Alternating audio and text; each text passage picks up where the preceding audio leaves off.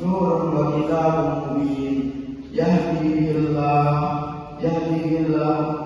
wa man ittaba'a ridwanahu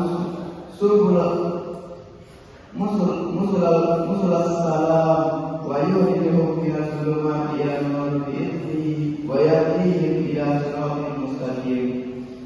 Yang artinya telah datang kepada kalian Rasul kami Nabi Muhammad SAW yang menerangkan kepada kalian kebanyakan dari apa yang kalian sembunyikan dari Alkitab, dan Dia pun membiarkan banyak hal.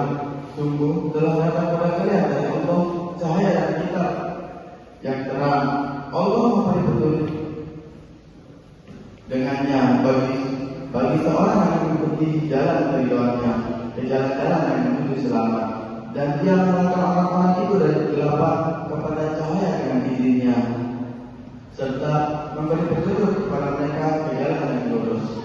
Quran Surah Al-Maidah ayat 15-16. Barakallahu fi wa lakum fil Qur'anil 'azim wa nafa'ani wa iyyakum bima fihi minal ayati wal dhikril hakim wa